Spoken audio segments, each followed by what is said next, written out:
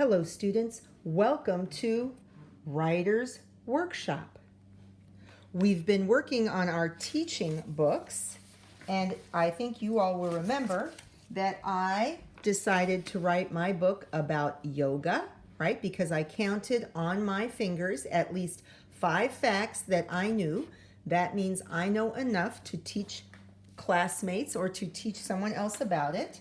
Then I planned by drawing my pictures across all the pages to remind me, to help keep me on the job and know what I was going to write about on each page. Then I started writing. Last time, you helped me edit my first page. So remember, I added some more labels and arrows. This is downward dog. Ooh, I remember to use capitals because it is the name of a pose. I used an arrow to show the stretching, and we fixed up the words. Let's review and reread this, because remember, whenever you go back to your writing, you need to review and reread what you've been working on before you continue. In yoga, you do a lot of stretches. Downward dog is one stretch. Okay, I'm going to go on, and you can help me today work on the second page. In my picture, I see some comfortable clothes, I see a water bottle, and I see a mat. But you know, I'm thinking that it would be better if I label those things, because in a teaching book, you learn and you teach as the teacher, as the writer, and you learn from the pictures. So let's add some arrows and labels to this. Okay, this is the mat. Ooh, well, let me just remind you, when we're spelling, about how to stretch a word out, right? You think of the word and say it. So cat, oh, he's thinking about cat. I'm thinking about mat. Say the word again slowly. Cat. Ooh, I'm going to say mat. Listen for each sound. Say a letter for a sound and write a letter for a sound. So let's try that. Mat. Mat. Okay, that was pretty easy. Let's try this. This is water. This is my water bottle. Water. Bottle.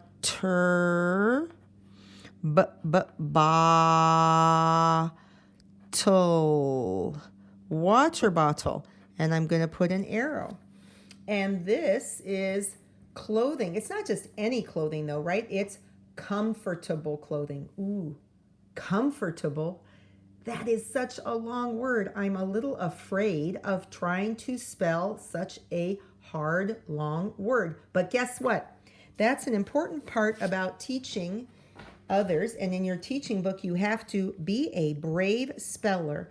Teach with tricky words, right? Think to yourself, I can do it. So let's just use these same strategies of stretching the word out. Let's clap it first, actually.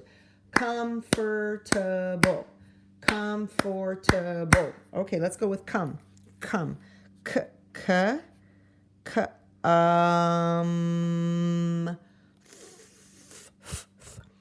Comfortable.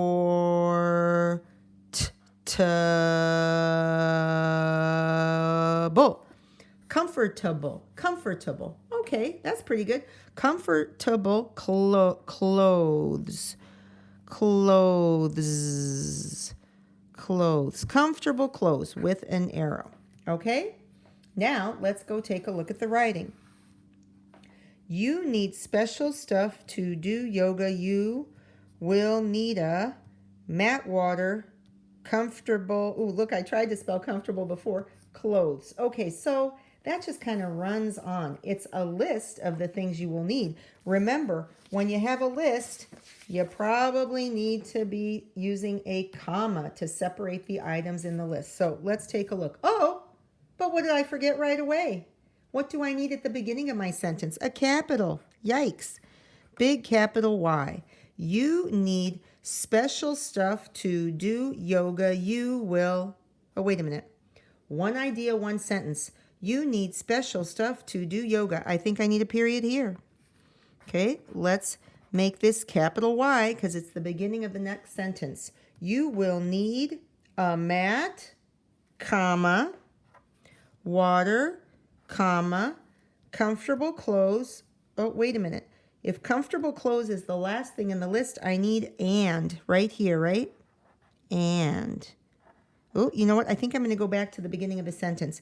You will need a mat, water, and comfortable, not quite. Here I was able to, when I really stretched out the word, I found more sounds, more letters. Let me try that here again. I'm going to go ahead and cross this out and write what I had up here for comfortable. Let me make that so you can see it. Comfortable